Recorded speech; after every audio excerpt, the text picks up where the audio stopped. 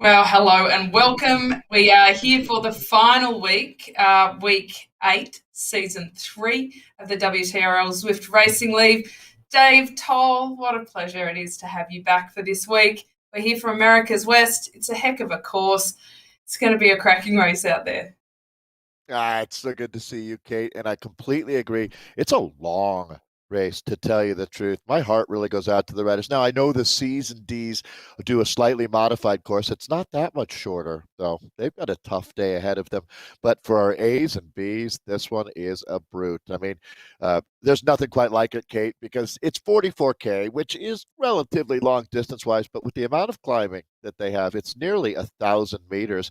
So I don't want to brag or boast, but since you're kind of you're my riding buddy, even though we've never ridden together, but I certainly like to share with you my Zwift accomplishments. So I went up to Zwift the other day. I got a pair of gloves. I was super frustrated, and I thought immediately of Nathan when he's got the Mellenstein wheels and I'm getting gloves for the second time. But that being said, so Yeah. Nathan's Well, got I it. think I've Yeah. earned some socks and a few hats along the way, and that's equally as frustrating. I got to tell you, when am I going to get the fast wheels? I don't know. Yes. But so a lot of climbing on Alpe Zwift, and that's about what they're going to do out here today. But it just comes at you. Relentless is a good word. So, it's funny. So everyone knows us already in our 8th week, and you know that Nathan is in our ears right now. And I think probably the best phrase that we coined all season long was the Gontrova situation. Is that fair, Kate, or Mhm. am I missing I something? think so. I think Yeah. I'm actually going to take that out into real life. I might need some explaining to some folks, but I like it. I like the whole situation. And based on what Well, we're hearing, Dave, that situation is happening again, right? yeah. Here we go again. So, I mean, again, we take a lot of pride in our different community groups that we race with. And I think it's going to be really fun to see what she does with her career. I was talking with Martin Carew, who's the Martin behind WTRL, Kate, about her, and doing some research. She comes from a high level competitive rowing background. There's every reason in the world to believe that what you're seeing is real here. And I get how, sometimes coming out of the community, people are a little curious about what kind of trainer is she on, what's going on here. Well, I have a very strong feeling that we're looking at a meteoric rise that's going to be happening with Gontrova, and you're going to see her in just a minute. We're going to be jumping in with the A's. It was super straight ahead today. Earlier, Kate. So I'm not the best with the tech. I admit it. That's definitely Nathan's department. But sometimes when you ask Nathan what race we're looking at today, it's pretty incredible when the answer is 4B bracket C, Division 6. You're like, good Lord. How many divisions? How many brackets? This league is huge. And America's East is one of the big ones, but look at Europe, Middle East, and Africa. How many racers are? I mean, there's a lot to be happy about when you look at ZRL and just the sheer volume of folks racing, Kate. I think it's awesome. Yeah, I agree, Dave. There's so many really cool stories to be told, we've been lucky enough to be able to go across a number of different grades and leagues this season. We will jump down to pictures because we do want to see this Gontova situation in full flight, in full effect. So tonight we will be following the Division 1 Women A and the Division 1 Men A. So that's a pretty easy one for us to remember. We're watching Nadia Gontova. We have been lucky enough through this season, even though we've jumped around grades a bit, to see some pretty special riding from her, and really be witness to what I do think is, as you mentioned, a meteoric rise through this sport. Now it's 44.1k of racing. Technically, there's 3 climbs, but they also go through. So they're actually the lead in actually also has Fox Hill, and an uncategorized climb out on course, Dave, is Box Hill. So in fact, it's even harder than the description may suggest. But this Vixen train is in full flight trying to chase Gontova, but so early on and already with a 25-second gap. This is certainly a dangerous situation. If anybody, she's not leading in terms of numbers. The Vixens are still kind of winning that game, but it's a long way to go, and it's a pretty aggressive throwdown to start. Uh, I thought the team time trial was last week. I must have. Yeah, or this week too. Apparently. And so that's Anna Rogers, the Canadian, moving up to the front. Haley Gill's second wheel here. This is a really strong team. And I don't know what their ambition is, but they are pretty close to being at premier grade. So it'll be fun to watch. I was talking about this with Nathan in the previous broadcast, though, Kate. There are some teams that are very happy where they are. It's not just the A's or B's. There are some C teams that, even though they might have won their league this year, they don't want to move up. They like the level of racing. Even so, you want to keep it competitive. You don't want sandbagging, as we call it here in the United States, where athletes resist being upgraded so they can keep winning. That's what the term sandbagging really means here in the U.S. anyways, and it's undesirable. It's not a personality trait that you'd like to see in athletes. But there's a certain level of just because you've been winning doesn't mean you necessarily need to move up to the next tier. If you follow what I'm saying there, you sort of have to understand the level that you want to race at, the amount of training and commitment required. And not everybody wants to be a premier. And Vixen, for me, would be right on that line. It's very possible that these women have jobs that wouldn't allow them on Tuesdays in North America to race at noon. I could completely understand that. It is a very interesting dynamic, isn't it, when you have some of the team who may be there to see just how far they can go in this uh, part of the sport, and then there's others who are absolutely there for part of the community and along the way. And when you do step up a grade, it does change your perception of the event and how enjoyable it may or may not be. So it's a good, interesting mix. But what we've definitely seen, I think, across all of the communities, and the same can be said for here, that they're smart racing and they really are racing to try and get the best out of themselves in each race, regardless of what the flow on of that may actually be. So it's remained pretty competitive. And it's a curious one because at the moment we're watching Gontova. That lead is now reduced. She's now down to only 11 seconds or 10 seconds. It's continuing to fall, and that's because this chasing bunch can go so much faster as forward. That actually, look at how good that looks with them all in the super tuck. Same Yeah, jersey, same team. This looks really cool. I mean, they're certainly that going to be is a moving faster than Gontova can on her own. Yeah, completely agree. That's a professional outfit that we're looking at there. I wouldn't be surprised if they had a couple anvils that they dropped. That's worth noting that our power-ups are a little bit different out here. The anvil coming into play. Now, I do think that they're going to make the catch, especially knowing that we have 44K of racing here. So going back to what you're talking about, I don't think that Nadia Gantova, I have no idea what her intentions or ambitions are with esports and racing here, but should she choose to, clearly there's multiple teams in the Premier League of ZRL that would take her on board in a heartbeat. There, there is no doubt. You can see that's the men just starting down there in the lower right. But this Audi team, this is the team of Natika D. We love Natika. She is also working in the healthcare industry, and is someone who is very busy with her daytime job. And that's Natika right there, rocking the visor. So she's obviously going to be Anna Russell approved. And Claire Long. I was just about to say that. What would Anna say? So just what that point, as far as it goes with our riders here on the Audi team is I have I'm pretty sure, Kate, that they don't want to be in the Premier League. Now, that's probably not true for Nadia, so maybe Nadia will race on another team, and that's absolutely a-okay. No one wants to hold her back, and we're just going to figure it all out. But I am hearing from Nathan that I have misinterpreted something, not for the first time.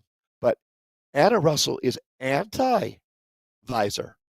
She's not a fan. She's a She's headband very person. anti-visor. I'm not sure why she's so particularly passionate about the visor, Dave. I can't tell you that, but I can tell you that you can hear her physically recoil when she sees She's one. Maybe a disgusting, traumatic right? experience earlier in her life. I don't know. Maybe she almost, yeah, I don't even want to guess. But um, understood. To be honest, Kate, I just would like to be with full disclosure. I'm not a big in real life visor fan. So, I Ooh, don't this necessarily, is like getting yeah, quite controversial. Like we dial into yeah, watch some racing and we end up discussing the really hard stuff. yeah. This is going to be quite hard hitting for a lot of folks. That's for sure. So, but I know Australians, you're the people that invented those hats that had the flaps on the back of the neck, right? And the Oh Outback yeah, hats. Yeah. yeah, yeah. So you Well, guys I are mean, all we've over the got place with the ones headgear. that we've got the hats that you hang corks from to keep the flies away. We've also got the ones with the flaps, and that's so your neck doesn't get burnt. I mean, it's very practical Smart. Well, clothing, really. and GP Lama, Nathan's colleague on the Zwiftcast, who I've heard him talking about because of magpies racing with um, not like pool, not foam things, but like zip ties. That's the word, sticking up out of your helmet. Oh yeah, Oh, look at this, on Haley the Gill top of here. Wow, this is a big move because Gontova has been absorbed by this bunch while we were waffling about headgear. And Haley Gill, maybe thinking that they were so busy listening to us that they might get distracted, has attacked over Smart. the top. It's very smart. And I've got to say that based on her climbing numbers and her PB times up a lot of these hills. She's definitely one of the better climbers out there today. She's got some really consistent 100%. efforts through here. Keith Hill is probably a bit longer for her, but than the other ones, so she'll want to have a little bit of energy left in there. But Gontova joins her now. This will be a dangerous combination because this neutralises then Troya Rogers and Crone chasing behind. So if these pair can work together, the other three won't continue to chase, I don't imagine. And this could be the move of the day. Already 10 kilometres in. Well, and just as quickly as that last turn of phrase from you, Kate, you can see that Gontova has retaken the lead. But I don't know if you use this expression in Australia, but steel sharpens steel is what comes to mind for me here, where she needs to have competitive riders to race against if she wants to get better at this point. I don't say she needs to, it will help a lot in her just mentally and physically growing in the sport, racing against top riders. So that is extremely good to see. And Haley Gill representing quite well for Velocity Vixen. We're going to jump in with the men as they are just so 5 major climbs here today. This is the first trip up the climb that will feature at the end of the race, Fox Hill here. Oh, I like this big men's field. I think that it's going to be very competitive today. And I'm thinking that we might see some names that we haven't necessarily seen in some of the other courses because this can be quite specialised and can be very difficult. So they go up Fox Hill in the lead in. They then will hit Leith and then Keith and then Fox again at the end. But of course, there is Box Hill in the middle there. We'll get the profile up to check that out to explain. Uh, it sounds like a pub or a pub band or something, Dave, like Leith and Keith and Fox. So there we have it. Leith Hill to start, just shy of 2 kilometres, 6.8%. We've then got Keith Hill at 4.3k, but about 5%, so a little bit longer.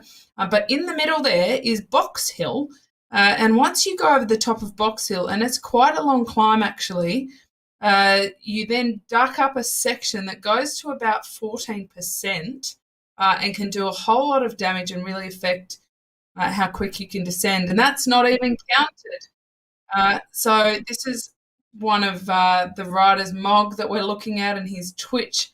He looks reasonably comfortable. He's just ticking away up there. He is right up the front of that bunch there. So he's sitting comfortably behind a few wheels, but this is going to very, very quickly sort itself out, I think, Dave. We'll have a much reduced bunch already at the top of this climb, and each time they hit another one of those climbs we were just looking at, I think it will get significantly smaller yet again.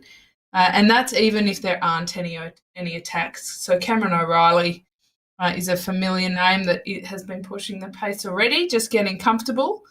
And we're expecting these guys to take about an hour and 10, an hour and 15 to complete this course. So it's certainly the longest we've had this series. Yeah, look at this, Ivany here, another rider to watch on the Fred AF team. I love that team name. And boy, for some very familiar names now starting to move up to the front. There is no faking it out here. So these climbs all have an impact. We were talking with some riders, Kate, after Premier, who were having some of the worst cramping that they've ever had in the ZRL. It has absolutely been a next level day. I'm going to say, and I know we've had some great courses to race on. Certainly Richmond comes to mind, the cobbled climbs of Richmond, but this one is the maximum that we have seen as far as what the riders go through out here. And this is just the early going for our men's A's out of the West here.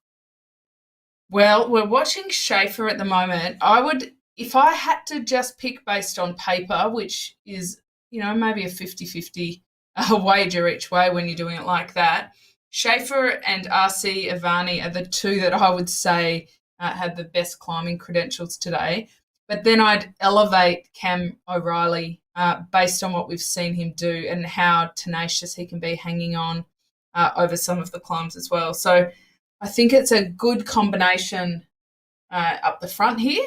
And we can see from the top right of screen in the little mini map, there's not huge gaps, but there's consistently gaps opening.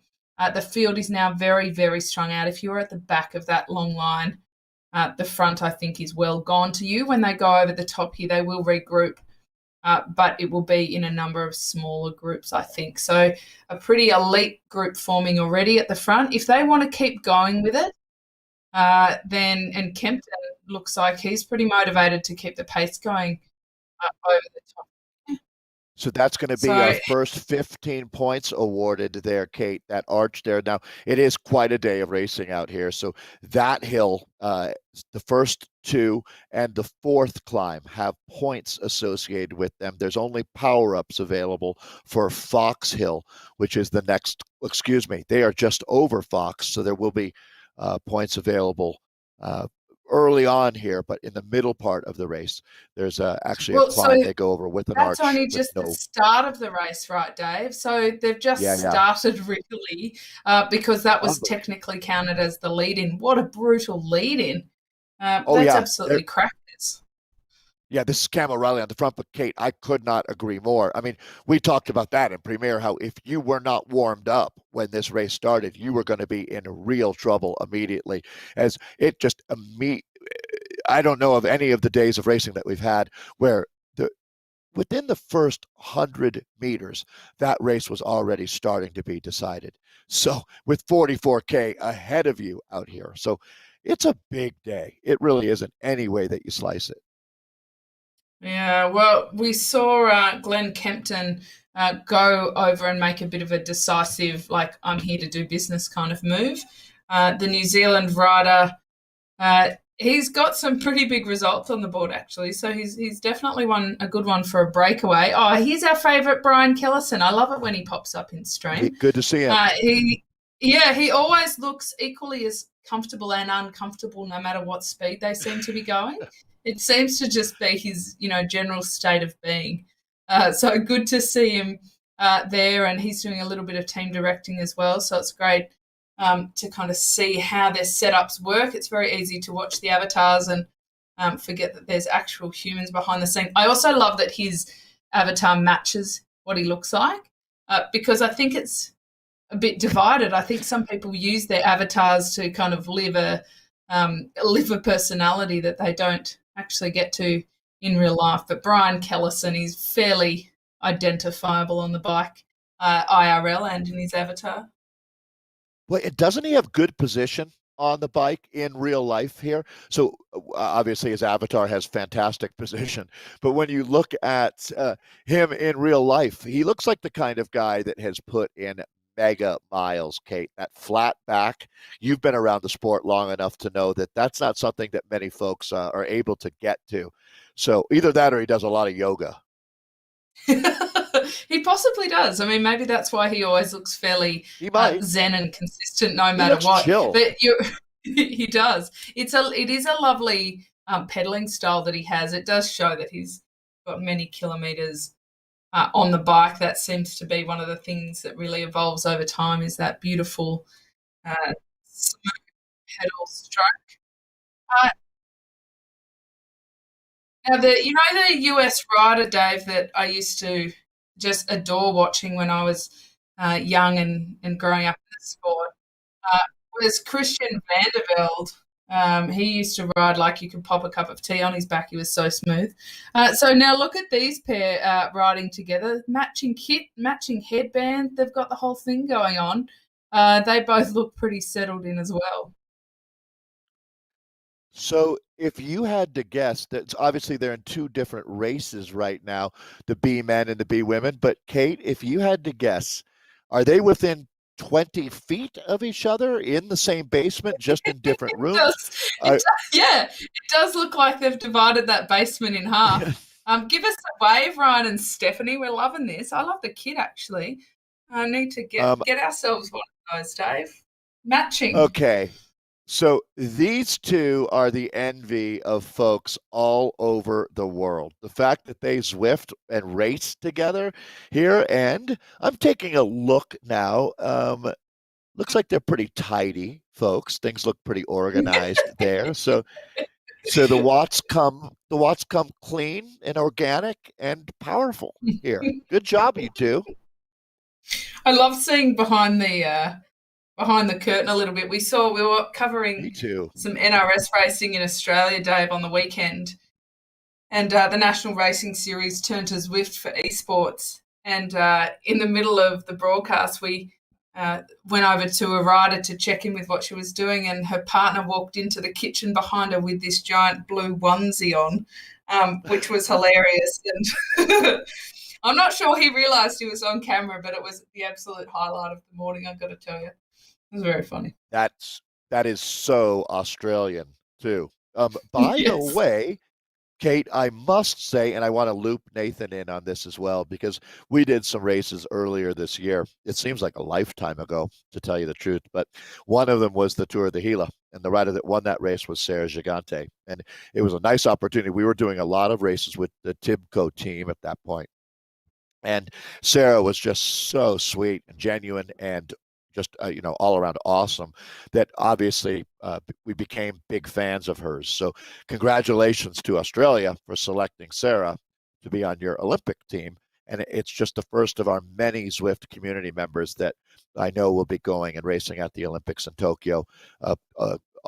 Fingers crossed for all of those athletes. I have a feeling, Kate, they might be racing there in front of not a lot of spectators.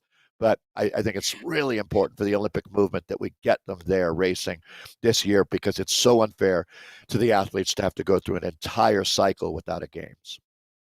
Yeah, look, I don't honestly think it's the smoothest run in. I feel like they could feel a bit more confident in their preparation if it was an esports Olympic Games. And I don't discount that that's may be where it ends up, Dave. But let's see. And either way, what you say about having an athlete like Sarah Gigante really using Zwift as a massive development and training tool says an awful lot for the legitimacy of the platform and the racing that we get on here. And, I think that's something that we've kind of been privileged to see. We quite easily talk about how talented Nadia Gontova is as an example, but we could be talking about her at an Olympics in the future. So it's quite exciting to know that that's the caliber of athlete we're getting through here.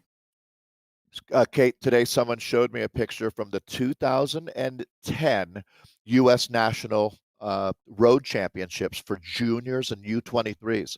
And one of the pictures has a young rider, 10-year-old redheaded kid that had already been given the nickname the Rooster by his traveling group out of Idaho, who today, well, he didn't race today because it was a rest day, but he's racing at the Giro d'Italia right now. Matteo Jorgensen is his name.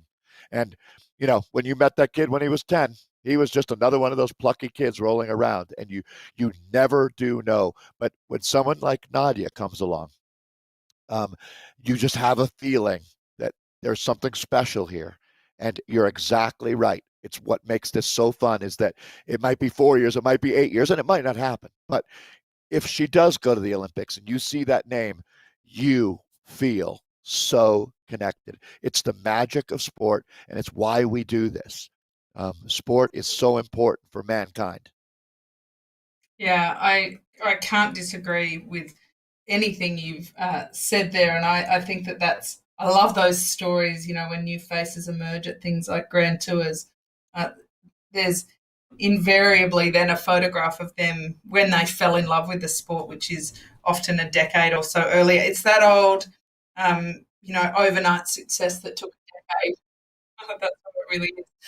So we're looking at the women's bees at the moment. We've got not too dissimilar to what we've seen in all of the other races. It is split already. Uh, we've got a break of two up the front there. We've followed the bees quite a lot this season. Dutch Diesel Cycling sitting on the top of the table there. They, of course, have Molly Van Houweling racing for them, who does a lot of damage whenever she gets to the front. This is possibly not her favourite course today, more of a time trialer than necessarily a climber, but all the same, a huge part of that team. The Madcap Meerkats sitting in second, Cadence in third, the Tunitas in fourth, Racing Vespid from ATP, they were in fifth, Cryogen Mount Evans in sixth, Waddy Inc. Ice Cat in seventh, the Revo Musketeers in eighth, and the San Diego Bicycle Club B, they are sitting in ninth. Very good depth of field here. But even with that, every rider we switch to, we're looking at Morgan Aldridge now. They're having to ride solo because that's how tough this racing has been so far. And they're only 15 kilometres into what is a 44K race. Morgan was cheering on her teammates earlier today. She was a great example of the cryogen spirit, esprit de corps. So this Molly Van Houweling that you're talking about, I'm guessing she's a mediocre time trialist. Yeah, just mediocre. I mean, only held Yeah. the world hour record, so yeah, nothing too fancy. Isn't it awesome that Molly races? So she would overlap with your career a bit. She obviously was a specialist. She and her husband took the sport of time trialing to another level with their analysis and the detail that the aerodynamics and everything, and just really took an approach to things that was they used their brains as much as their might. Well, in Molly's case, the might for sure. And I have a feeling, I think she's a lawyer, to tell you the truth, Kate. I'm not exactly sure, but she's absolutely a professional. And, the ability to train as much as she did when she was, setting that world hour record obviously has changed. And I love the fact that she loves racing enough that she's out here with our bees. Um, it really speaks to quality of character, I'd say, in that she doesn't have to be winning. So it's very hard for some people who've been to the top of the mountain to settle in again later in their life and compete. Eddie Merckx never did master racing. But Yeah, for, yeah. I think you get what I'm saying. It's really cool that she wants to race at this level now, and she doesn't have to train a zillion hours a week. I think it's very interesting, actually, that you point that out because there are some riders who retire and that's it. Like they will just never get into racing. Again, even when they ride, their competitiveness has kind of, they're able to pack it in a suitcase and send it on its way. But, Yeah. I think riders who are so intellectual about their approach to riding, and Van Houweling is one of those, I think she would get just as much satisfaction out of riding in any category, because the essentials are still the same. You're not doing as much training, so maybe you're not riding in Premier League, whereas if you did more, you could. But it doesn't take away the intellectual fun of it and looking at all the data analysis and the numbers and being as efficient as you can with what you've got to work with. So, that's the kind of satisfaction I still get out of Yeah. Zwifting, even though I'm nowhere near the level that I used to be. No, I but have no Kate, ego attached to that. It's still fun. It's still a lot of fun. and And Kate, I don't need to blow your horn for you, but I definitely love the fact that you lead these group rides with women who are getting into the sport. And you are one of those people that recognizes that someone did that for you, the giving back, the circle there is really, really important. And that's why you see that with junior riders. I want to, just as we switch gears here, I want to mention again for folks, Molly Van Houweling. I was clearly joking. Molly was the world hour record holder, and this is not there's nothing else. It's not like from North America or over 30, over 40, There's no left-handed. caveats Um, to it. there's zero Left-handed. caveats. Yeah, this is the same time that Bradley Wiggins was world hour record champion. So was Molly Van Houweling, who's racing with you here in the ZRL. Fantastic athlete, fantastic person. So I just wanted to be clear. We're back in with Cam O'Reilly here with the men. And Alto Velo. Love this team. They got tremendous spirit as well, right there where Molly is in Northern California. And let's see how Cam is doing. He's got a pretty small group with him, Kate.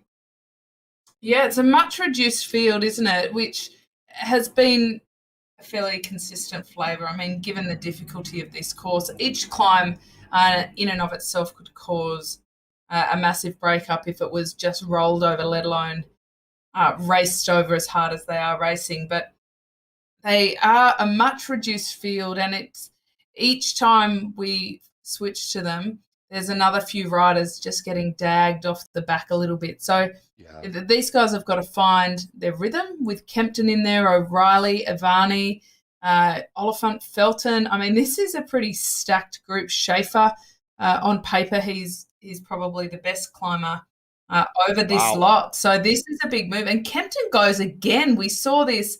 He made this move over the first Fox Hill, but now he's on the move again. So he's clearly got a bit of a mission.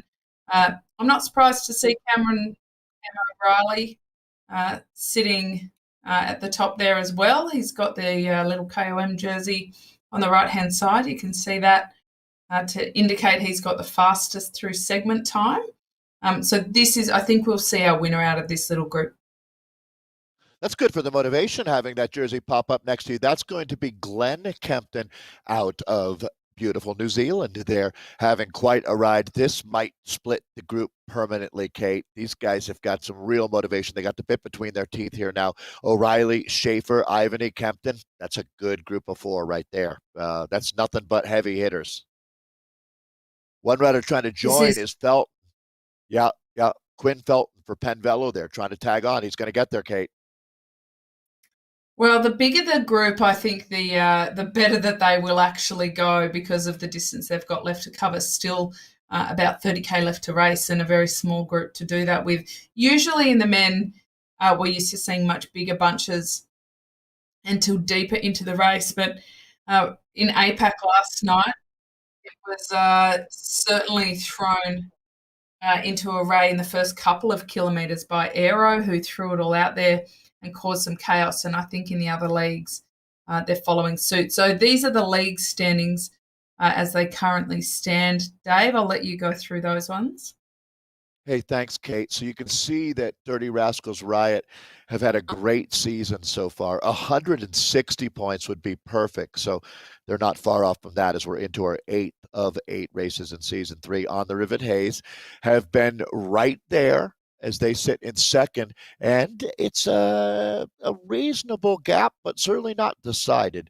When you look at Alto Velo Zante there, sitting in third. One of Kate and I agree on a lot of things, to tell you the truth, but I think we both immediately realized we were going to get along just fine when we saw that this team's name made us both laugh, Kate. That was a while ago, but oh my God, they killed Kenny was a bonding point for us.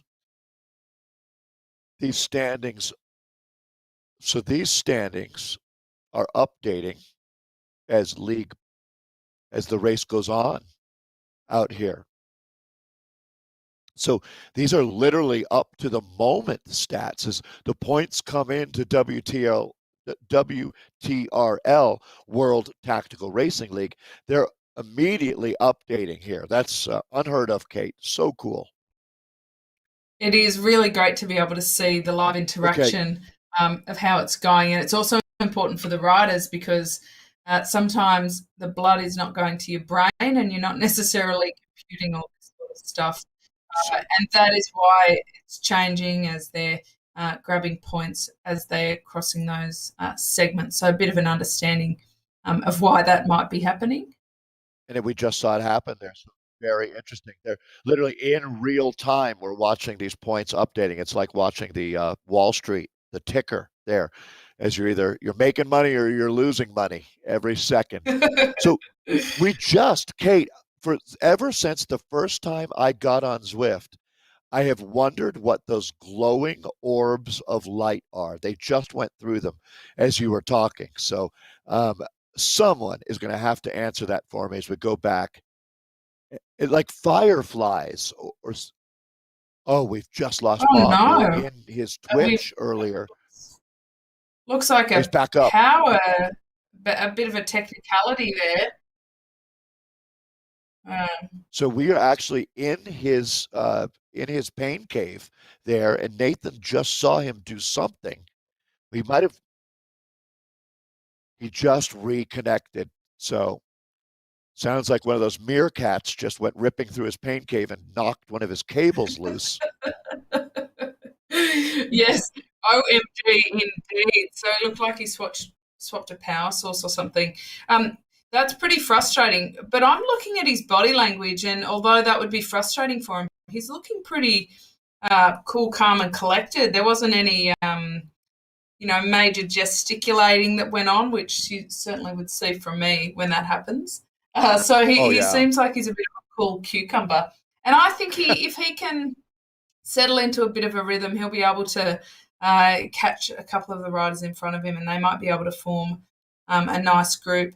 Although this group of five out front, this is definitely the dangerous move of the day. Cam O'Reilly and Glenn Kempton are the two climbers to watch so far. But Schaefer and Ivany certainly have it within them to rocket over these final climbs and do some real damage toward the back end. So remembering that we have three categorised climbs in Leith, Keith and Fox, but we also have Box Hill thrown in for good measure, just for fun, Dave, because why not? It's already horrendous enough for them anyway. Why not throw another one in there? And that does have a little 10, 12% kicker on the other side of it that sometimes can just be that straw that breaks camel's back. So let's see how they go up there. I'm making an analog meme for you right now. It says race to ZRL.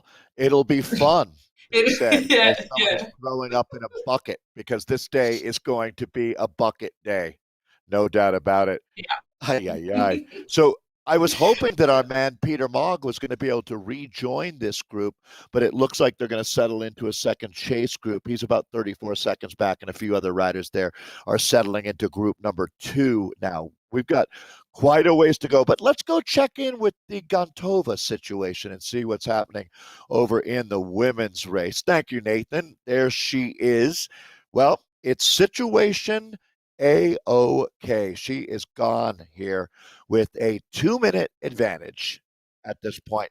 She's on Wow. Box Wow. Hill. So right at the midpoint of the race, but a 2-minute advantage. The premier teams are just lighting up my phone again, Kate. This is wow. What a ride from her. Hayley Gill, I thought she might actually be able to stick with her and it might make them might make the last couple that little bit harder, but it looks to me like up Leith Hill, Gontova has gone on the attack. She didn't want a friend in that breakaway with her. It reminds me there used to be a rider from Kazakhstan, Zulfia Zabarova, her name was, Dave. You might remember the name. And she was very famous for getting in breakaways with one or two other riders and turning to them just before she attacked, turning to them and saying, "I prefer to ride alone." And then she would just attack and ride on to win and leave you completely helpless. And the first, she did it to me once, and I was too busy laughing, I think, to respond to her attack because I thought That's it was like something unbelievable. out of a movie. But Yeah. there's certainly a Was that mindset Cruella amongst some Deville? riders. It sounds Yeah, like she Cruella had one of Deville. those Yeah. fantastic accents too that for a young Australian, I was like, wow, what is this? It's like a movie. What I've nationality never again? quite forgotten it. She was Kazakhstan. Yeah, so she Uh-huh. had quite a but natively Russian speaking, so had quite a heavy Russian accent. Yeah, that's one of those the stories that you hear from in our case the American writers about it's really the Eastern Europeans that just come from such a different world to race together in that at the world tour level. Well, taking a look here at America's West Division 1A women, Velocity Vixen have had a great season, and we're talking about them at the top of the show about what they want to do with this. And I think that right now, what they'd like, to tell you the truth, Kate, is a little more competition here. There's going to be some announcements about season 4, and I hope that we see America's West with 4 or 5 more strong teams in our A group. And it very well could happen. I hear some rumblings Yeah, about organization there. I think it's pretty cool that we've come to the end of season 3 and everybody's already super keen for season 4. It says a lot for the quality of the racing and what it's all about that people Yeah. aren't like, please give us a break. In fact, everybody seems pretty keen to get up and keep it going. And, you know, what I'm really noticing at the moment is, especially in Australia and APAC, it's like this huge boost in motivation, driven not insignificantly because of races like the Giro d'Italia. People are watching it and really getting into it and wanting to get involved a little bit and finding themselves watching the highlights while they Zwift or doing a little bit of racing themselves, which is quite cool. It is cool. It really is. Um, so again, those 4 now. This is the storyline today for our A women is not going to be can Velocity Vixen beat Audi. That really has been put to bed. What we're looking at now is what can Gantova do out here? Because I really hope that Velocity can keep momentum and keep pushing and chase hard. Because Gantova, can she take it over 3 minutes? Does it go over 4 minutes to Anna Rogers, Pamela Troyer, Haley Gill? That chase. I mean, we're looking at a very special rider. Yeah. So Gontova is riding away. It will be a very solo effort from her today toward the end. I'm glad that Hayley Gill has some teammates there in Rogers and Troyer. They're doing a nice little team's time trial. But over in the men, I'm pleased to say, Dave, that our friend Mog, Mr. Mog, I like that. I'm going to stick with that. Peter Mog, he has made his way back to a group. So Oh, good. after that dropout, he's got himself some company, which is great because it's always a little bit frustrating uh, when you drop. So 25 seconds up the road, you've got this leading group, but Quinn Felton, he is not. He is trying to do a Gontova situation here. It looks like he's absolutely on the move. They are on Box Hill, and again, this is not a categorised climb at all. So next is Leith and then Keith, and they, sorry, is Keith and then Fox Hill. You got And it. then they will finish. So they're just past the halfway mark. They've still got 2 nasty climbs to go, but not before they get up Box Hill here. Box Hill, of course, was the climb in the 2012 Olympics. So if you think it's not significant, think again, it certainly is. Yeah, this was the feature. I mean, this was the place to be if you were at that Olympiad in 2012, Kate. It was a party up there. I mean, there were so many people on Box Hill that it collapsed the cell phone network in London because of people on the hill trying to phone folks and let them know what was going on. And I love it when we have problems like that. When bicycle Yeah, a racing collapsed pushes the cell phone is infrastructure, a good. Yeah, isn't it? exactly. Oh, yeah. Did you Did you see the pictures from the Giro d'Italia where there was a fella chasing alongside Bernal with a chainsaw in his hand, using that as some kind of motivator? I thought that was very bizarre. I thought only cycling. There's no other sport Yeah. in the world where you would see anything like that. Well, I tell you, the Tour of California, Kate, used to take a fair amount of criticism for the cycling fans being enthusiastic, but not being necessarily very savvy to what was going on, right? Putting the riders in dangerous situations and whatnot. But no one ever brought a chainsaw to Tour of California, at least. We never saw that, that's for sure. But yeah, I mean, Well, I they just talk think about people don't listen. bring a dog to a bike race. Don't bring a chainsaw to a bike race, people. Hey, listen, I'll be the first person to say don't bring your dog to a bike race. And I love dogs. I always have and always will. It's unfair to the dog. It's terrifying. If that dog happens to get loose, it's really a bad situation. So, boy, I feel like I'm standing on a soapbox now. But, Kate, I am an adamant. Please, like, I love your dog. I think, but please, bike race is not the place. Yeah, I We think don't I have that think we problem can here. agree heartily on that. Yeah, all you have to do is almost hit a dog once in a criterium to really know what I'm talking about. So back in with the Yeah, chase yeah. group now. You can't blame the squirrel, right? But the dog, you got to look at the owner, I think. But anyways, enough on that. We've got some great racing going on. As they're just past the midpoint now for the guys. This is going to be Mogg leading the chase now. He's a workhorse, Yeah, Kate.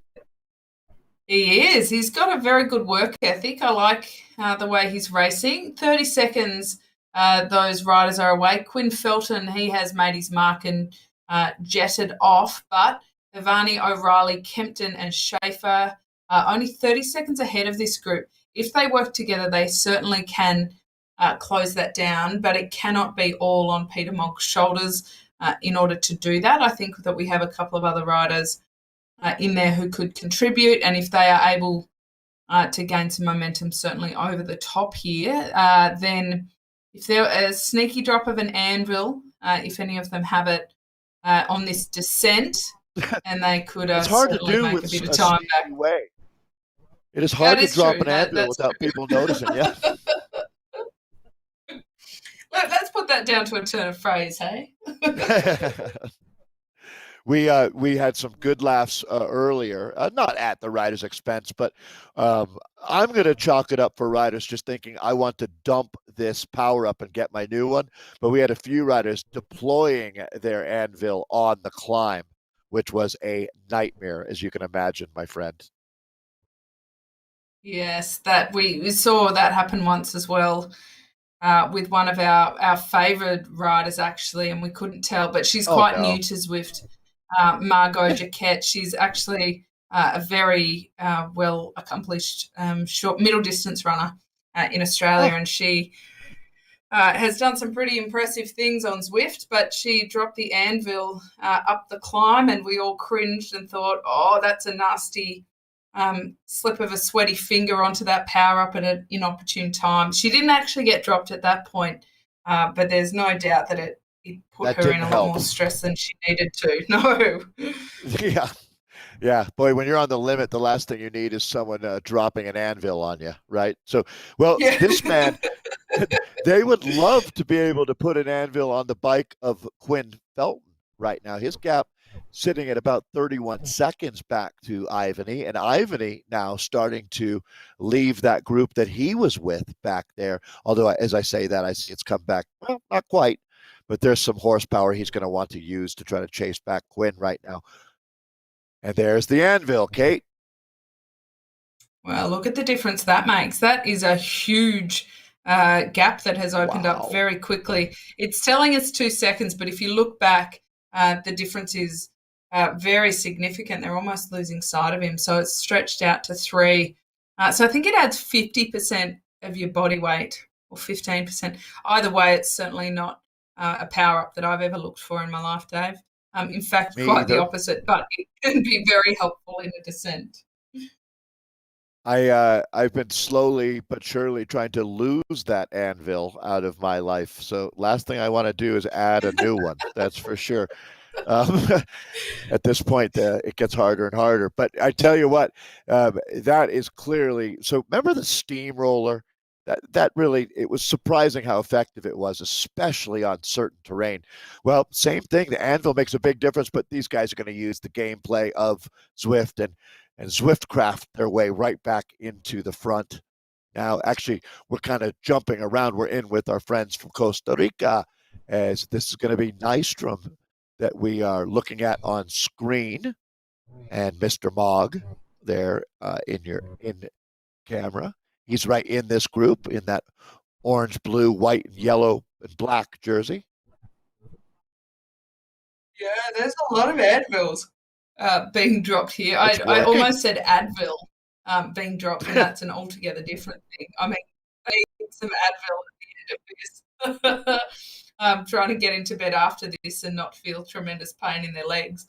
But the anvil, no. But there are a lot. It's a cool power up, I think, in this race. It can make more of an effect on the descents than a feather can on the climb up. I do think it's a fun power up to have in game, and certainly they're throwing it out as much as they possibly can.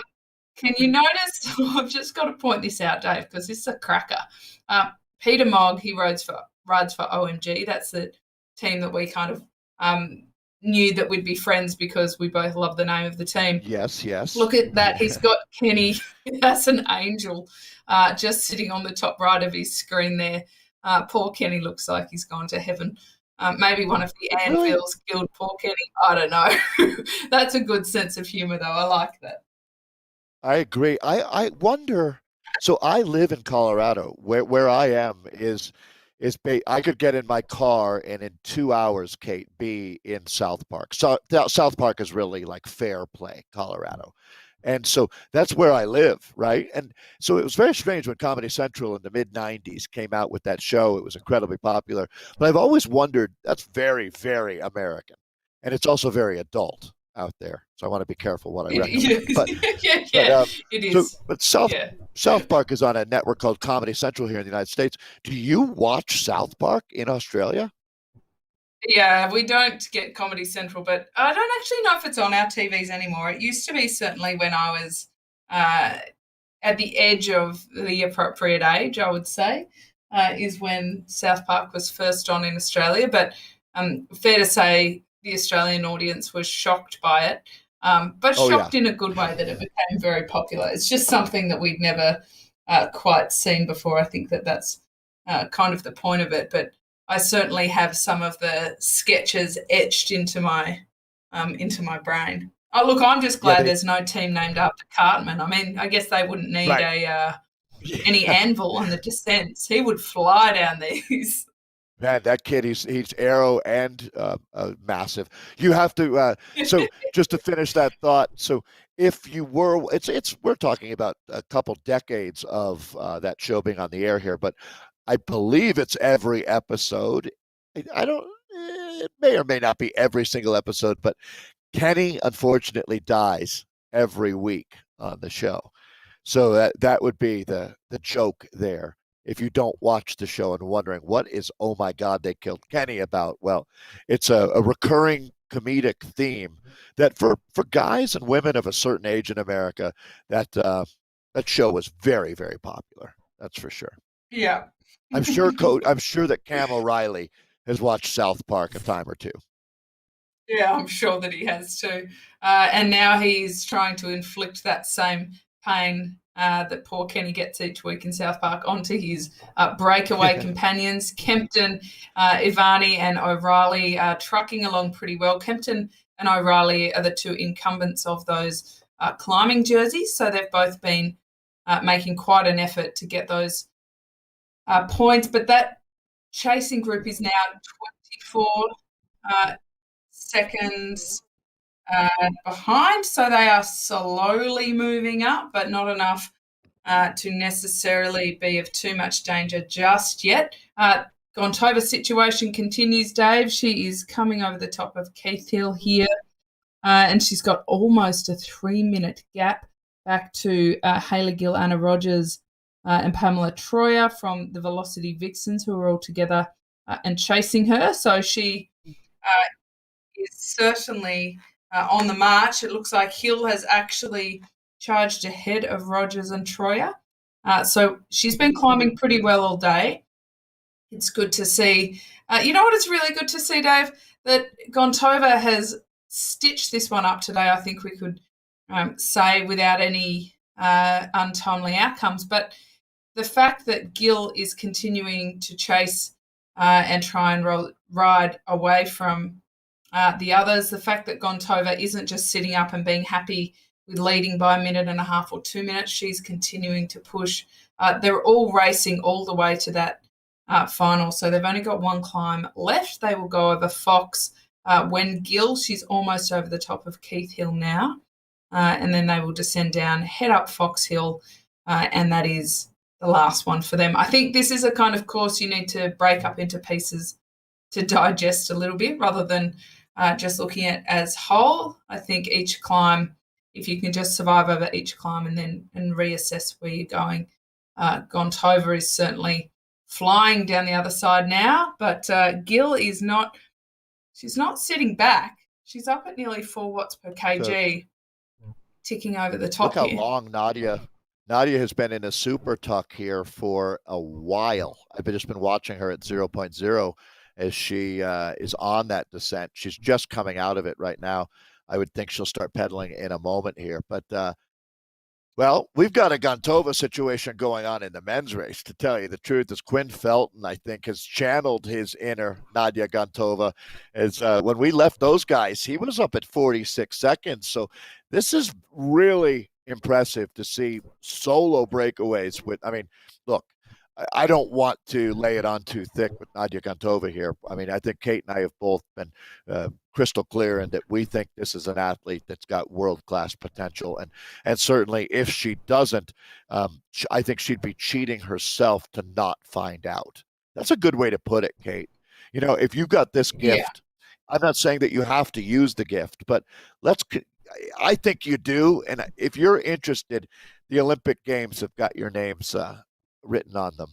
Now, Quinn Felton here, what he's doing is, in my mind, equally impressive. He's got a very strong chase group in a large field, and he was sitting on a nice advantage there in our picture-in-picture. So 2 outstanding solo rides here today, Kate. I'm stoked.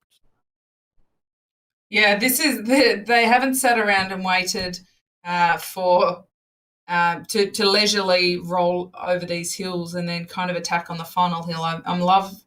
I'm loving this aggression happening earlier on in the race and taking no chances at all with the outcome, but very much taking it into their own hands. And we are seeing them really mirror each other. I think both Gontova and Felton are in the hot seat in terms of how the amount of control they have over the race. They've both only got one climb left, so they both have to go ascend up Fox Hill, and that is where the effort will finish. He's opening his gap to nearly a minute now, 3 chases behind. But I will also note that bigger bunch is now only 14 seconds, or 3 of them, Oliphant Ramirez and, of course, Peter Mogg. They're now only 14 seconds back from the chasing group of O'Reilly, Kempton, and Ivany. So if these 6 get together, they could potentially put a bit of a dent in Felton. But, you know, with a minute gap, that will be pretty tough to close. Yeah, I mean, at this point, Kate, as we're in with the men's race, as far as the women's race goes, it would take a maniac wielding an axe, attacking her modem to beat her now. I can't imagine any other way to do it. Whereas in the men's race, if these guys can organize, they're not going to need to hack into Quinn's modem. 114, though, that's a really big advantage for a solo rider to build up that much time. Just tells me a couple things, Kate. He's on an incredible day, but it's still not over on the men's side of things. That gap might sound unsurmountable, but believe me, it's not. But I'm pulling for Quinn. I'll be honest. Yeah, this is definitely not the situation we thought it was. necessarily. If they can really push across and start doing a bit more Oh, and damage they here, then are. this could end up as a bit more dangerous. This six look like, oh, these two groups of three look like they will become six. Peter Mogg, after a dropout, what a heroic effort he's putting in to now really try and close this 5 seconds down before it becomes too much of a slog and get a little bit of recovery. But Cam O'Reilly is also pushing ahead at the front. Kempton attacking him as well to try and really push across. This isn't just a fait accompli here that they will catch these three Points. riders. They are coming up to an arc. So after this, Ivany, look at this. Will he get it? Can he hold them off? Kempton is going to Oh, roll over the top of him. Kempton and it looks like O'Reilly getting over the top of Ivany here. How about that timing? oh, I tell you, you can see how small that window is, and this might open up a gap that's going to be a game changer here as we're starting to sort out our top 10 in a dramatic way. But Aiden Oliphant there, this is a really strong chase group coming together here. Cam O'Reilly, at this point now, Aiden Oliphant and Glenn Kempton there are some big engines going back to our man Philippe Nystrom. Well, Philippe Nystrom, he's got a heck of a punch of power on him. Maybe not as comfortable climbing per se, but if he can hold a wheel over the top and get a bit of recovery, he can certainly have some powerful efforts up a shorter climb like Fox Hill, which is only about 6 minutes versus up to Oh, 10 over Keith. Look at how fast they're going here. Nearly 100k an hour, Peter Mogg. With that help of that anvil, they are haven't motoring seen the along. speed that fast all day, Kate. Even in Premier, I didn't remember seeing anything faster, to be honest, than 88. I'm sure I missed something, but this guy is like a house on fire right now, like a meteor. This is just crazy. Oh, look at this. This is good. Peter Mogg to get a little bit of recovery there after that effort, which he needs because he did a massive job to try and pull them back there. But it looked like they were almost there, just a couple of meters off, but it's blown out to nearly 10 seconds again here. Peter Mogg is being looked at to do all the work himself. That is not going to work, I don't think, and he is now solo off the front and in the middle. What a roller coaster of a day he's had. Yeah, no kidding. So he deserves to catch a break at this point after fighting back. We were talking about him having a technical issue that he shrugged off. He handled, managed, and I would have to say, very, very professional here. As these guys, or he's down to, let's call it 10K to go, Kate. Alrighty, well, with 10k to go, this is one of the most difficult 35Ks they would have raced so far. They do still have another climb to go. They've got to go up Fox Hill. Felton, it's still dangling around that 1 minute mark, so he hasn't been brought back at all, but he also hasn't been able to push that out any further. But I heavily question whether O'Reilly, Kempton, and Ivany can actually bring back a minute on Fox Hill. I think their biggest opportunity is on the descent because that's where they've got a few more numbers, but I'm not sure that they'll be able to bring that back. So this is, as long as Felton keeps pushing on with these numbers, look, he's pushing up towards 6 watts per kg, so he's not slowing down at all. And that chasing trio is certainly not pushing quite as hard at this point. I tell you, I don't feel like a big risk taker making the call that I don't think he's coming back now. Really, Kate, you put it perfectly there. If they were going to be bringing back time, it would be down under 50 seconds for sure. More like at this point, 45 seconds, and it's not going that direction. It's not even starting to go that direction. Really good indicators for Penn Velo and Quinn Felton. As a matter of fact, I'll be pretty surprised now if he doesn't hold on to win. But look at this. Mogg just went across solo here as well. He's just about to finish it up, and I think he will. This is an outstanding ride from Peter Mogg today. Oh wow, that is that is really impressive. I feel like he's Wow. again and again really impressed us with his calm and composure after that technical glitch with the power down. He just reconnected and got back on his way. No panic showing on his body. He thankfully wasn't left on his own for too long and he had a group to chase. Good move from him, though, because he was really bringing those other riders, Oliphant and Ramirez, he was doing the lion's share of the work there. And I think that was a good idea for him to say, okay, I'm on my own if I want to get across. So good move from him. Not sure that it will add too much to the chase because Felton is now a minute and 11 seconds off the front. And I think that uh, bird has probably flown the coop. So these four are now racing for second, essentially, as it currently stands. So they will have to decide whether they kind of want to do a last minute attack up Fox to try and get that, or whether it is a little bit earlier on. But Mog, look at him. This is It's so like this he's not too fast. He just wants to push as hard as possible. Well, I tell you what, Nathan is doing such a great job as always. But when he goes in camera with Peter Mogg, tell me that this guy isn't a living, breathing advertisement for Zwift when you see him. I mean, he Yes. just he plays the part perfectly. So Peter, get in touch with my agent here. We'll see if we can find you some work because I'm super impressed. So Peter has been an exceptional rider here, but to be honest, Quinn Felton is next level. Gap 108 back to Glenn. And do you see any reason why I should doubt Quinn at this point, Kate? Be the devil's advocate for me here.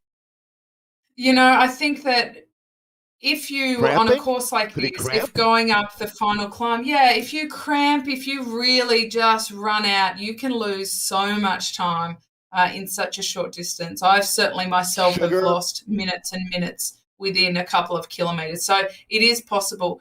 That being said, based on his heart rate and based on his numbers, he's really in control of what he's doing. He hasn't pushed himself to the limit where I would think cramping is likely. Well, Of course, we I don't agree. necessarily know what causes cramping, but really hard racing is got to be the biggest risk factor. For that, I Well, think he's pretty in control. I think he's pretty tempered. it's funny, Kate, because we've joked about pickle juice since I first met you as well. And Mm. but my thought here is so a sugar bonking, or in French they call it la fringale, but going empty. Bonking is what I think most sports and people identify. Do you call it bonking? Running out We of do, energy? yeah, And yeah, yeah. we do, So yeah.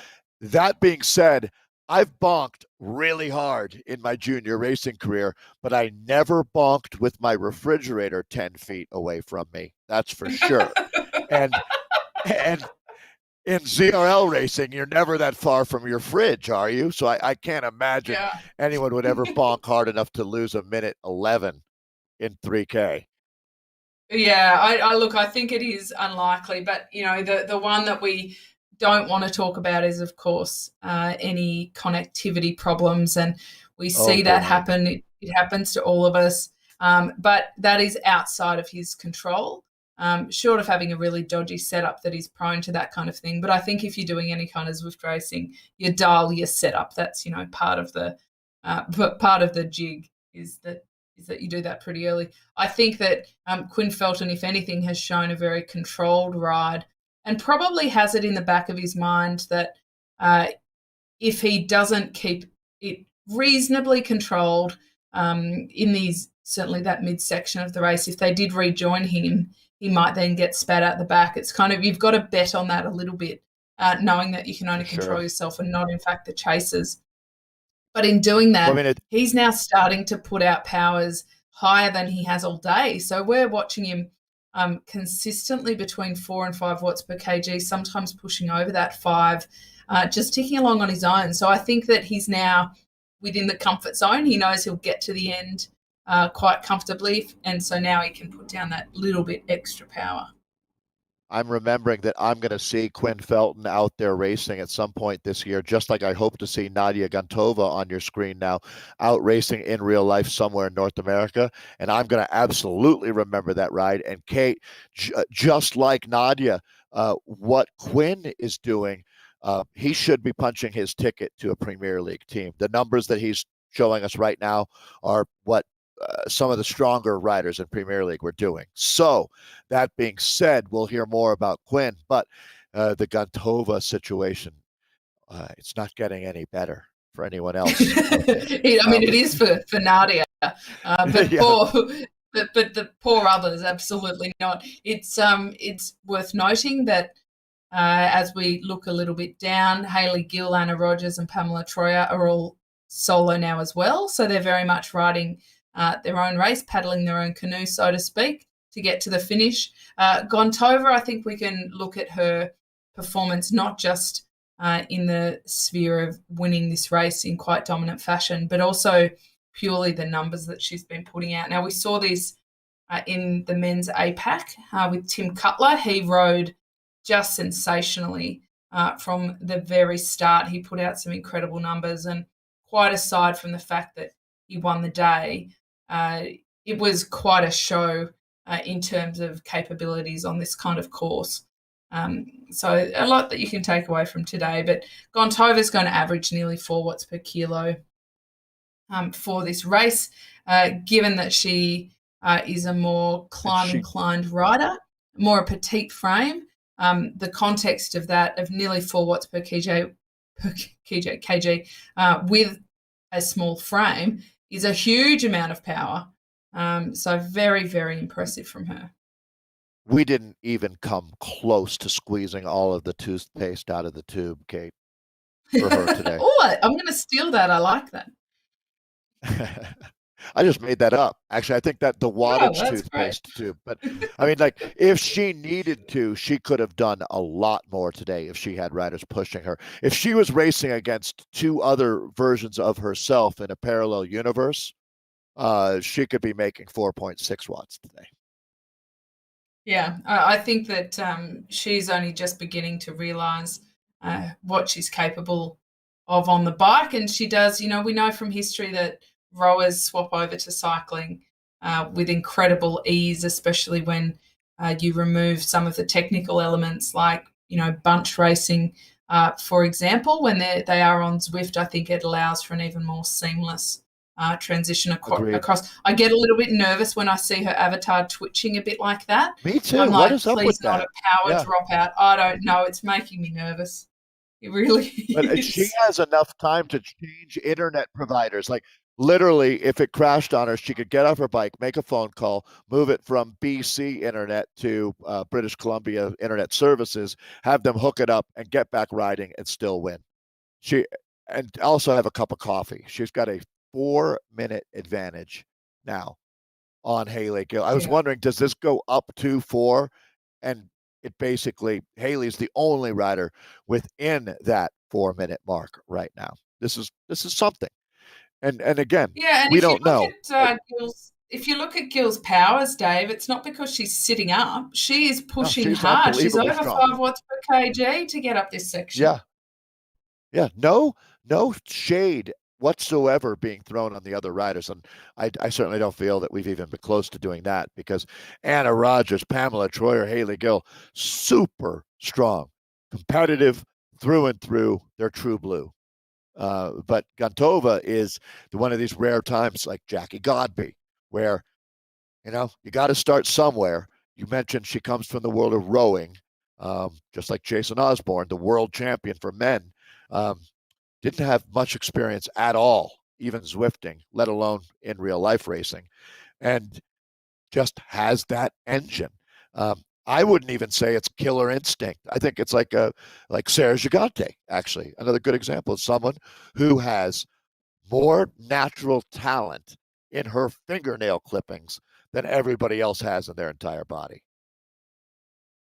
Yeah, it's certainly been an interesting thing to watch some of these multi-sport athletes step into cycling and be so successful. And I won't say It's a easily different because era. they're athletes. They work hard, but it's something that we haven't necessarily seen with quite such a We pomp never in the used to see past. it though, Kate.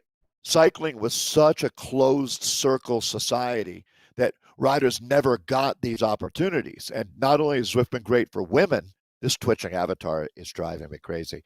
But It's making you nervous, huh? it really is. But I mean, this whole thing with this, riders from other sports can get on and race their bike without having to travel to around the globe and get on a team and buy a lot of expensive equipment. You can borrow a friend's smart trainer and take your $700 bicycle and get pretty close to getting the complete experience here. Maybe she's showing off and trying to do skid moves or something. Yes, some tricks. She's going Trickster. to ride this Yeah. in pretty easily. Let's see if Hayley Gill can stay within that 4-minute mark. But she's been riding tremendously today, a lot of the time on her own as well. She chased Gontova early on. The pair of them rode together for a short period, which I'm pleased to see that they didn't just let her go from kilometre one She and that be attacked it. her They at one actually point. put in. Exactly. Okay. That was great Yeah. to see, wasn't it? Yeah, it really was. So, by the way, seeing all that BMX style riding there, I was on Netflix the other day. Speaking of you, my Australian friend, and there's an Australian movie called BMX Bandits of three Yes. Australian kids. You know the movie. Yes, I love the Yeah, movie. All me too. Australians grew Now up I with loved it. that Yes, generation. I was going to say it's probably about your time, your age. It's kind of the 2000s or 90s. It is, yeah, it is. Now look at this. Peter Mogg has been. We just saw him struggling a little bit there, but geez, he's been epic today. You just got to hang on, Peter. Doing such a good job. Chase, he's got Cam O'Reilly just in front of and Ivani in front of that, Kempton in front of that, Oliphant. Now, here's the interesting one because he has joined up. He's also jumped across to that break. It was Ramirez and Oliphant were off the back, but they've now, Ramirez has been left behind and Oliphant Well, when has they caught up. when they file the court papers, they're going to say that Oliphant started it. That's for sure. But but it's every man for Definitely. himself now. We're into that's Glenn Kempton there, as we see. These names have become familiar out here today. So to be honest with you, Quinn Felton has already finished. So good job, Quinn. That was an incredible ride today. As a matter of fact, he's in a different postal code at this point than the rest of the field. So he channeled his inner Nadia Gontova today. Yeah, that was a very dominant ride from him early on as well. And, I think it was a smart move because there are some very accomplished climbers amongst the chasers here. And he managed to kind of get them at the right time and Here, left them then looking at each other who's going to chase. Now, Cam O'Reilly is one of those. Glenn Kempton, these pair. oh, Oh, I think he just rolled him for that. Oh, that he was a did. tight one at the end. Glenn got him. Both Kempton and O'Reilly all day, they were one-twoing up the climbs and taking those KOM. So that was a good sprint. So A bit of after a hero's everything, welcome to Peter Mogg. yeah, boy, this guy's been through everything out there today, and he made a lot of fans, including myself and Kate. Good job, Peter Mogg. Ramirez, Costa Rican, Viva Costa Rica. Love having these guys in the league. So there's another strong finish from our Costa Rican friends. It's been a tough day for Ramirez. He was in a great little bunch for a lot of it, but then they started attacking each other with Oliphant and Mogg. So good on him for holding on to that. Nystrom, he is also coming across solo, a rider who's not necessarily known for his climbing, but very much known for how powerful he is. And this is a mixed kind of course for him because Those climbs are a bit tough, but he's dynamic enough that if he can hold on, he can put a little bit of a gap into the Fletcher is now coming across with Schaefer. So these pair have done well to look after each other out there. A few power up. Why not throw a power up down just at the end, Dave? There's nothing you can do with it afterwards. They don't transfer power ups to season 4, do they? You have it's used in No, but they if you should. read the You fine should be print able on the bottom, yep. It says non-transferable must be used in season 3 or will be null and void. So to. that's that. Oh dear.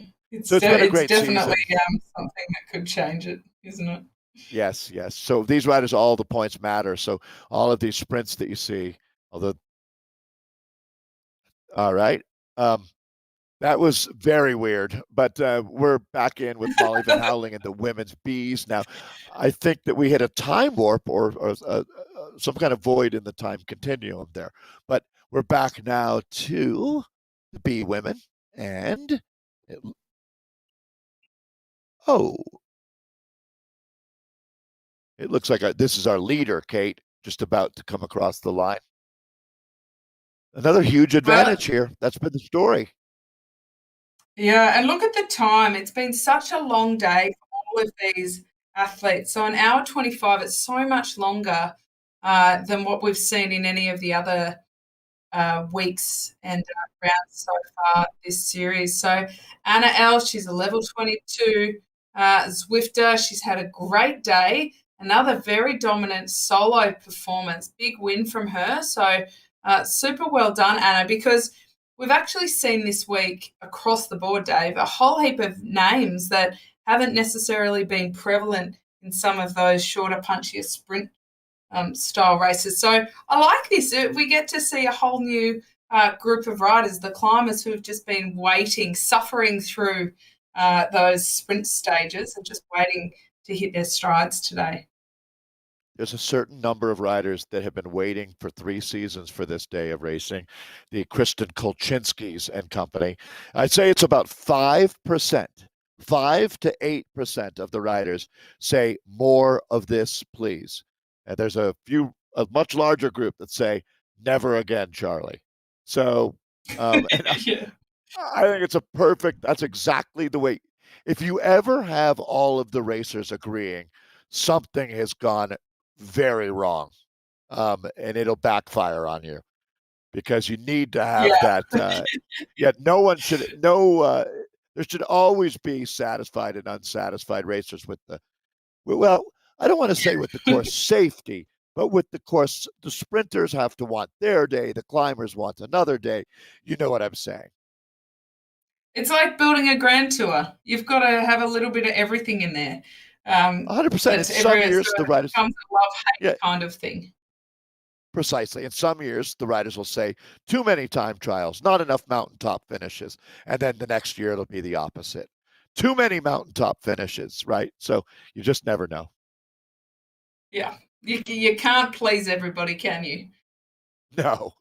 There's a saying that goes with that. But, well, yeah, you can. In the Zwift Racing League, by the time this season's over, I think that we've got maybe not everyone, Kate, but a lot of riders had a really good time this year. So now is a great time to thank them again for racing and thank Nathan and Martin and Stephen for all the work that they do at Zwift Community Live and WTRL.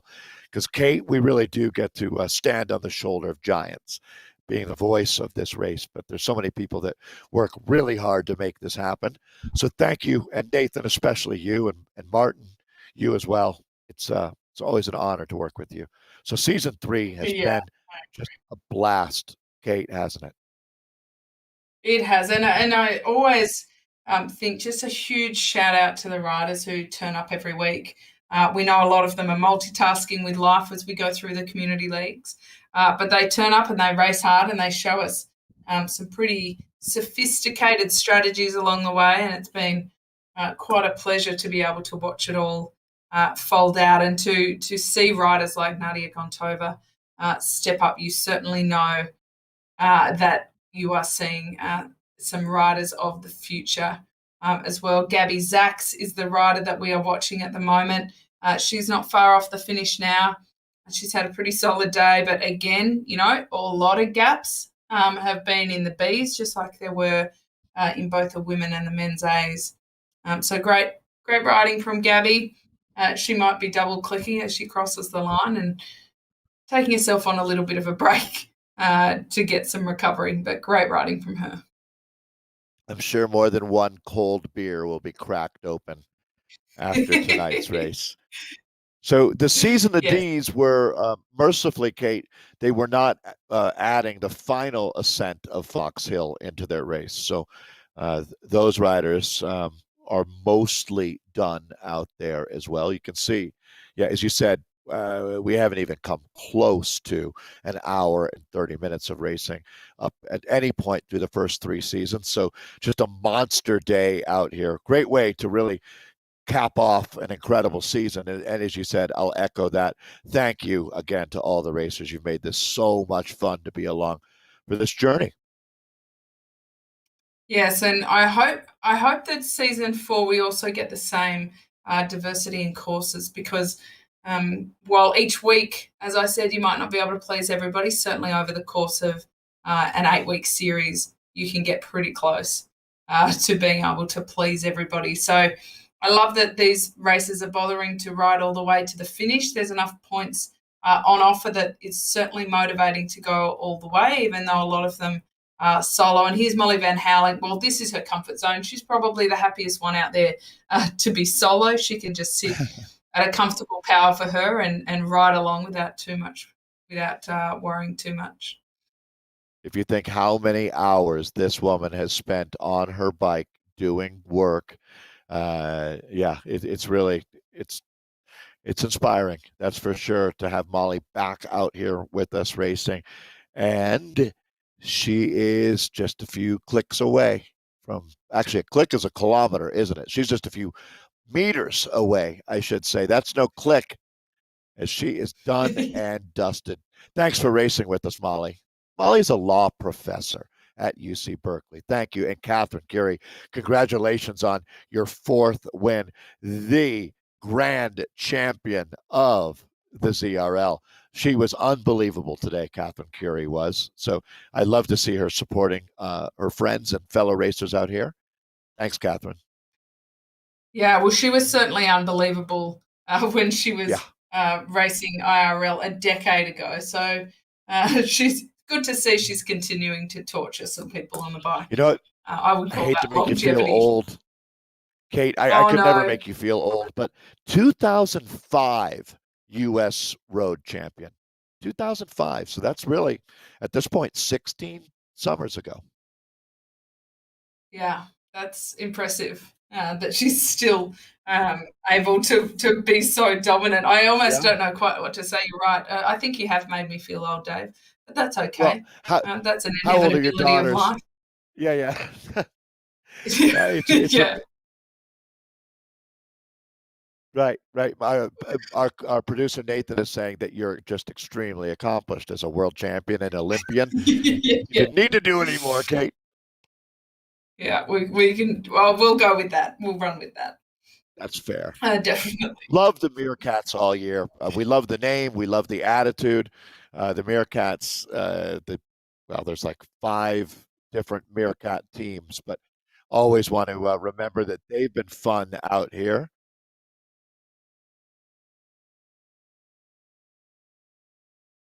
So I know they're working hard on the results right now, and we're going to be back to our faces. Hello, face. Hello, Kate. Hello, face. That's what you look like, Dave. I'm just used to your voice. We've got some results flowing in, so let's take a look at the roundup of that, because, of course, we saw some pretty incredible racing going on. A whole lot of solo efforts in both the women and the men. But let's start with the women. Nadia Gontova, what an incredible performance. 4 minutes and 7 seconds in the end to Hayley Gill. And Hayley Gill is nothing to be sneezed at. So that's a heck of an accomplishment. Anna Rogers in 3rd. Pamela sitting in 4th. Natika Detskoltorn, she was in 5th. We've spoken about what a great up-and-comer she is as well. Good for her. Darlene Crone finishing in 6th. We've got Claire Law in 7th. Jessie Whitaker coming in 8th. Jana Gillick, I feel like it's the one and only Jana Gillick. She's not a climber. She's a very, very good sprinter, but she muscled over there today, so props to her. And Deirdre Douglas rounding out that top 10. It's good. It's filling in right now. So it's going to be Lorimer for Crouch and Mount Evans taking the gold medal today with a very impressive 3.4 watts per kilo in that effort. She was 2 minutes faster across the line than Thompson of Cadence for the silver. It's Smith taking the bronze today. Zach's taking the chocolate medal for 4th place. Hines in 5th. Youngnickel in 6th. Winchester for 7th. Yila in 8th, Steele for 9th, and Eden taking 10th here for our America's West Division 1B women. Let's see if we've got the C's. Alrighty, let's take a look at the C's as they do populate here. We've got Anderson leading the way. They're ahead of Christine Barr. I mean, AJ Breck in 3rd. All different teams, we might notice that as well. HB from the mischievous Meerkats, Junius Ho coming in 5th. Also another Meerkat, Shauna Ryan, she took the 6th spot. Leanne LeBlond took the 7th spot. Hilgeford in 8th. We've got Marcy Varley there sitting in 9th. And rounding out that top 10, we've got Barrera from the Queen Bee Coalition. So they were 1st and 10th today with a couple in the middle. So great riding from them. All right. Thank you, Kate. Let's take a look at our men now and heroic ride today. Majestic performance. Respect to Quinn Felton taking the win there for Penn Velo. It was Glenn Kempton taking the bronze medal today for silver. There, didn't mean to shortchange you, Glenn.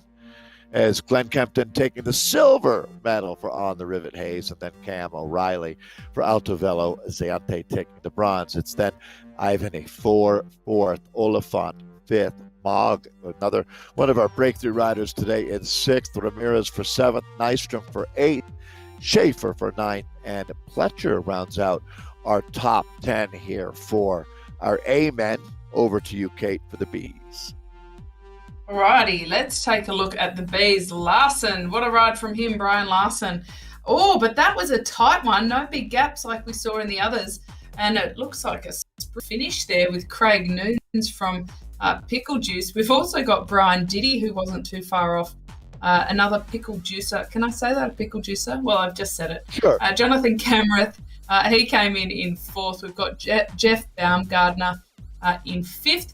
Coming in 6th, Ryan Kirkpatrick, Dan Sheramito riding in for 7th, Rob Miller in 8th, Andrew Connolly in 9th, and John Barth rounding out that top 10. Let's take a look then at our C's now, and it is Dennis Shaniger taking the win for TFC Mojo. It's Eric Matkowski for the silver on the Rivet Hayes. It's the Zwift Crush and Daddies, the Crushers, and Marko Milvojevic for the bronze. In 4th place, it's Judd Dooling of Z Sunspot. We're going to look at 5th place for Oliver Chi. Chris Denton of Herd of Aero Appaloosas in 6th. Penn Velo, the team for Oliver Chi there. Greg Kim, Lightning Velo C Thunder Rider in 7th. 8th place going to Lightning Velo C Thunder. And that will be, I apologize here, as it's Linda Hunter. So Linda Hunter, congratulations there in our men's mixed. So she's putting the ladies part of the mixed into the top 10. That's massive ride there. Way to go, Linda.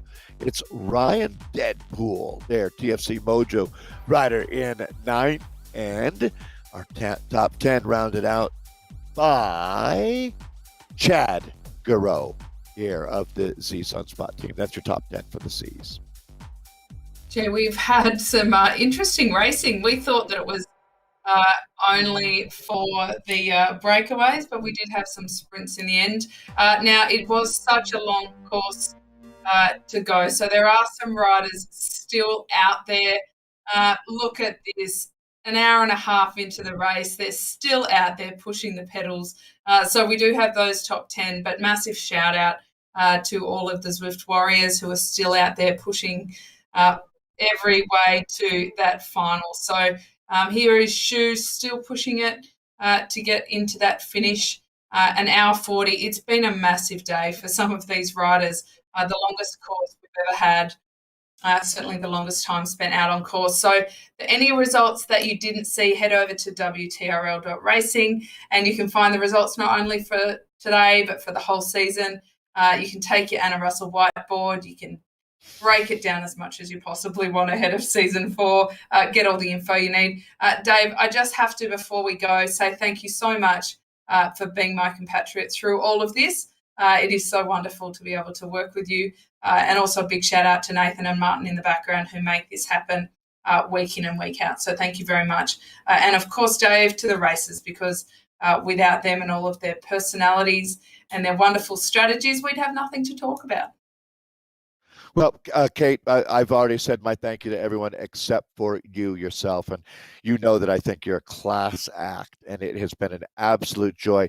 I'll tell you what, I'm going to be tremendously disappointed, even make it heartbroken, if I don't get to work with you a lot more in the future. I'm a big fan. So thank you for everything, Kate Bates. Well, thank you, Dave. I think we'll definitely get the band back together. All right, everybody. Well, we will be back in a couple of weeks. There will be the playoffs. You'll hear some details coming out around that. So make sure you check out all of the socials and, of course, wtrl.racing to find out all the details of that. And, of course, season 4, which will come up before anybody realises. So go and have that beer, put those legs up, relax, and we'll see you for the next season. Thanks again.